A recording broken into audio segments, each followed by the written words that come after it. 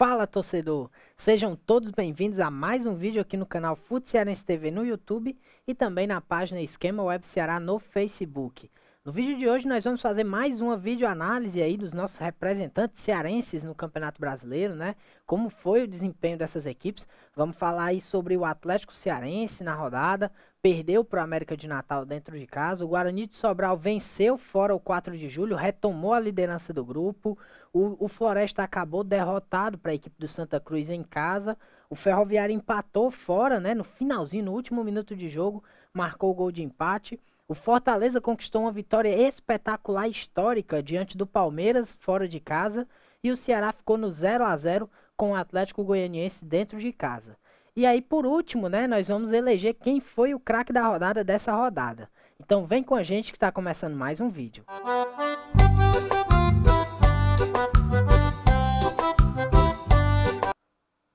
Então, para abrir o nosso vídeo de hoje, né, nós vamos começar falando do Atlético Cearense, que a equipe acabou derrotado, né, jogando dentro de casa contra o América de Natal. Foi derrotado por 2-0, um resultado muito ruim para as pretensões do Atlético Cearense no campeonato. O time já chega aí a 2 derrotas seguidas, né, e já começa a passar a impressão de que é um time muito irregular, né. O time começou mal o campeonato, depois evoluiu muito, começou a brigar realmente na parte alta da tabela, entrou no G4, mas depois volta a cair, então precisa de um pouco mais de regularidade o time do técnico Raimundo Wagner, que faz um bom trabalho na equipe, né?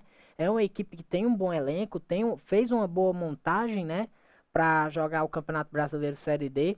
No entanto, precisa de um pouco mais. O time atualmente tem 11 pontos, né? São 2 de diferença para o G4, não é muita coisa, né? Então pode ser tirado aí em uma rodada, mas precisa realmente mostrar evolução. Precisa começar a jogar um pouco melhor, precisa ter um pouco mais de capacidade de matar as partidas e sair com resultados melhores dentro do campeonato para quem sabe cavar essa vaguinha no G4. Outro que esteve em campo também pela Série D foi a equipe do Guarani de Sobral, né? O Guarani de Sobral bateu o 4 de julho pelo placar de 2-0 fora de casa, um resultado espetacular para o Guarani na temporada, né? No campeonato em si. O time recupera a liderança que tinha perdido exatamente para o 4 de julho, né? Algumas rodadas atrás, no começo do retorno. O time que liderou o campeonato quase inteiro, né? O seu grupo, perdeu ali no comecinho do segundo turno, mas agora já voltou, né, e vem com um time muito organizado o Guarani, né? Além das peças individuais que estão se destacando, né? Fala aí do meia Raí, do goleiro Theo, que vem muito bem. O lateral André Macena, que chegou recentemente ao time, né? Já vem ajudando até com gols também. Já tem 3 no campeonato. Então, vem com um elenco muito forte aí para a disputa do Campeonato Guarani. E, na minha opinião, já encaminha a classificação e pode até chegar como um dos favoritos a esse acesso aí na reta final da Série D. A gente encerra aqui a participação na Série D, né, no caso, porque o Caucaia, né, sempre bom a gente lembrar, o Caucaia não jogou esse final de semana, né, o Caucaia joga hoje diante do ABC fora de casa, o jogo vai ser às 4 da tarde, então a análise desse jogo você vai acompanhar através do nosso Instagram, @FuteCearenseTV, né, nós vamos falar aí um pouquinho desse jogo, vamos colocar tudo lá no nosso Instagram para você acompanhar, tá certo? Então a gente já pula para a Série C do Campeonato Brasileiro, né, para falar do Floresta. O Floresta que conquistou mais um revés aí na competição, né? O resultado ruim diante do Santa Cruz, dentro de casa. O jogo foi no Estádio Municipal de Caucaia, né? E acabou derrotado por 2-0 e dá um gás aí para o Santa Cruz, né? Que já vinha bem desacreditado. O time já era o lanterna da competição, não tinha vencido nenhuma, né? Apesar de permanecer na lanterna, aí é um gás a mais para o time do Santa Cruz, que é muito tradicional, né? Todo mundo sabe disso. Mas não dá para o Floresta também jogar a partida que fez, né? Diante do Santa Cruz, mesmo sendo lanterna, e mesmo sendo um grande time do futebol nordestino, né? O Floresta precisava ter entrado um pouco mais ligado. O Leston Júnior montou uma estratégia muito parecida com o que ele vem usando no campeonato inteiro, né? Um time reativo que gosta de ficar sem a bola e joga muito mais no erro do adversário, né? Algo que a gente vê inclusive na equipe do Ceará, por exemplo. Mas só que o Floresta não desenvolveu isso dentro de campo, né? A equipe não criou absolutamente nada durante a primeira etapa e tomou o gol ali já na reta final do primeiro tempo, um gol do Pipico para a equipe do Santa Cruz que complicou muito a partida do Floresta, né? Já na segunda etapa, a equipe até melhorou um pouco do jogo, demonstrou um pouco mais de poder, né, de fogo, mas nada o suficiente para que a equipe conseguisse a intensidade necessária para empatar ou quem sabe até virar o jogo, né? E aí acaba tomando o segundo gol, o gol do Rafael já na segunda etapa e se complicou de vez na partida, né? O resultado horroroso, como eu falei, o time permanece ali brigando contra a zona de rebaixamento, a diferença é apenas um ponto para Jacuipense, que é o time que está na oitava colocação e abre a zona da degola, né?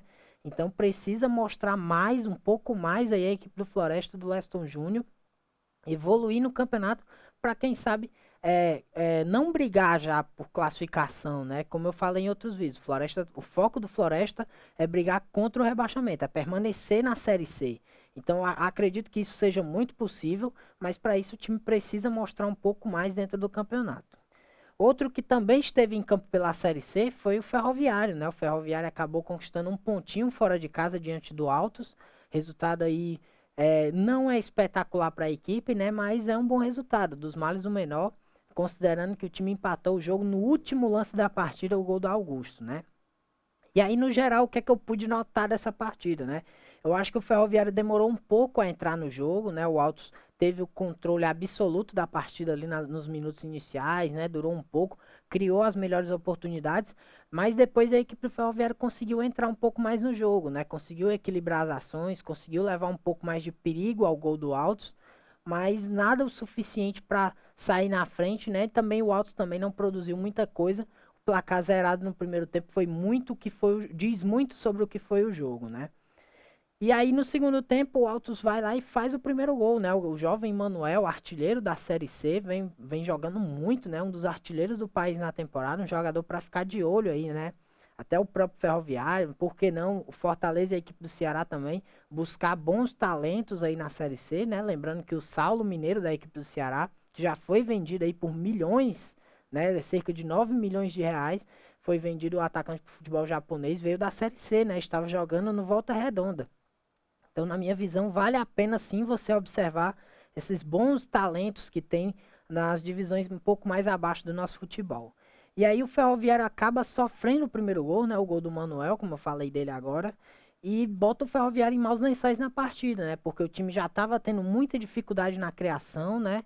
Não conseguia levar tanto perigo ao gol do Altos, né? Chegava de vez em quando, mas não era nada suficiente para deixar o jogo naquele nível técnico que a gente espera do Ferroviário, né? Então o time sofre o gol e começa a ter muita dificuldade. No entanto, o Augusto, que tinha entrado na segunda etapa, acabou criando a melhor chance de gol do jogo, né, no geral. Acabou desperdiçando uma chance incrível, uma chance que daquelas que você olha e diz, realmente esse gol aí não pode perder esse centroavante. E o Augusto acaba desperdiçando essa chance. No entanto, no final do jogo ele conseguiu se redimir e marcou o gol de empate, né, praticamente no último lance da partida. Então, como eu falei, dos males o menor, né? O Ferroviário era um jogo, na minha opinião, que dava para ter vencido, dava para ter permanecido e terminado a rodada dentro do G4, mas como o time já vinha perdendo, né? Conseguiu um empate no final, acaba não sendo um resultado tão tenebroso quanto seria a derrota. Então, um pontinho, o Ferroviário chega aí a 17 pontos, permanece, na verdade, sai do G4, né? Vai para a quinta colocação, mas ainda briga, né? O grupo tá muito parelho ali. Para você ter noção, o vice-líder do campeonato tem 17, a mesma pontuação do Ferroviário, que é o quinto atualmente. Então dá sim nas próximas rodadas para o Ferroviário entrar e quem sabe permanecer lá até a última rodada no G4 do grupo da Série C e brigar por esse acesso aí na próxima fase. E aí a gente pula, né, para falar um pouco de Série A do Campeonato Brasileiro. Vamos falar de um resultado extraordinário da equipe do Fortaleza. O time do técnico Juan Pablo Vojvoda bateu o Palmeiras fora de casa, o até então líder do campeonato, né? É um jogo muito bom, né? O Palmeiras saiu na frente lá no início da partida com um gol contra do Tite, né? O jogador acabou sendo muito infeliz na jogada, não deu chance para o Marcelo Boeck. O Palmeiras faz o primeiro gol e aí vem um fato muito importante sobre o Fortaleza, né? O time conseguiu se manter organizado, manteve a cabeça no lugar e não abriu mão do seu estilo de jogo. É aquele estilo onde tá com a bola, gosta de impor intensidade, né? E na verdade intensidade é uma palavra que o técnico Vojvoda usa bastante para definir a sua equipe e é realmente um time muito intenso, principalmente quando está precisando do resultado. E no jogo de sábado, mesmo com o placar ruim, né? O time conseguiu manter a bola, conseguiu criar boas oportunidades e conseguiu ocupar o campo de defesa da equipe do Palmeiras, né? E aí, desse jeito, não demorou nada para a equipe virar o jogo, né? Primeiro, o Marcelo Benevenuto empatou a partida após boa cobrança de falta. O Benevenuto foi lá e marcou o primeiro gol dele com a camisa do Fortaleza. E na sequência, após a falha do Everton, o Robson, né, o artilheiro do Fortaleza na temporada, com 12 gols, marcou o sétimo no Campeonato Brasileiro e foi lá e virou a partida, né? Uma falha não comum, né, mas uma falha um pouco bizonha do goleiro do Palmeiras, mas que resultou aí no gol do Fortaleza, no segundo gol da equipe do Fortaleza. E aí, nessa altura, um resultado espetacular para o Fortaleza levar para o intervalo, né? Porque obrigaria o Palmeiras a refazer todo o seu plano de jogo, ia ter que voltar para o segundo tempo indo para cima do Fortaleza e deixando o espaço lá atrás, né? No entanto, não foi isso que aconteceu. O William Bigode acabou marcando o gol de empate do Palmeiras ainda antes do final do primeiro tempo, em um jogo que estava super movimentado, um jogo muito bom de se assistir, né? Intensidade dos dois lados, muita movimentação, estratégia de um lado, estratégia do outro. Então, um jogo de futebol muito agradável de se acompanhar entre Palmeiras e Fortaleza em São Paulo. E aí o segundo tempo de partida voltou um pouco diferente, né, do que foi o primeiro tempo. A gente viu muita intensidade nos dois lados no primeiro tempo, no segundo foi um pouco contrário. O Palmeiras, como mandante, né, e como líder do campeonato, se viu na obrigação de sair um pouco mais para o jogo e conseguiu, né, criando boas chances, obrigando o Marcelo Boeck a participar um pouco mais do jogo, a defesa do Fortaleza a trabalhar mais na partida, mas apesar disso, o Fortaleza não abriu mão de jogar. E mesmo assim, a equipe foi lá e conseguiu também devolver na mesma moeda do Palmeiras, criou boas oportunidades e foi premiado aí nos últimos minutos com o gol do Igor Torres, né? Que estrela desse garoto, já o terceiro gol dele na Série A, foi lá e no último lance praticamente da partida, ele marca o gol da vitória do Fortaleza, vitória de quebra de tabu, né? Após 16 anos, o Fortaleza vence o Palmeiras como visitante. E o Fortaleza permanece na terceira colocação, né? Com o resultado, o time foi aos 30 pontos. Né? Na verdade, recuperou a terceira colocação, porque no início, né, o Bragantino, com o empate diante do Sport, foi a terceira colocação. E agora o Fortaleza, após a vitória, retoma esse posto que foi seu aí, que vem sendo seu nas últimas rodadas. E promete ser, né, ainda pouco mais pra frente, quem sabe até buscar uma vice-liderança, né? O campeonato tá bem parelho ali na parte de cima. E aí o Fortaleza consegue esse resultado, um resultado espetacular, como eu falei, né? Gigantesco fora de casa e um jogo que pode dar mais confiança para a questão do final do campeonato, né? O Fortaleza não dá sinais de queda de rendimento, vem evoluindo a cada partida um pouco mais e tá bacana de ver, né? O estilo implantado pelo Vojvoda teve coragem, né? E também o apoio dos jogadores, os jogadores compraram a ideia para o Fortaleza estar evoluindo na competição. Outro que esteve em campo também pela Série A foi o Ceará, né? O Ceará acabou empatando em 0-0 com o Atlético Goianiense dentro de casa. Um resultado não tão bom para o Alvinegro, né? Apesar de um pontinho conquistado. E também de manter aí, chegar à marca de 11 jogos sem derrota no campeonato, né?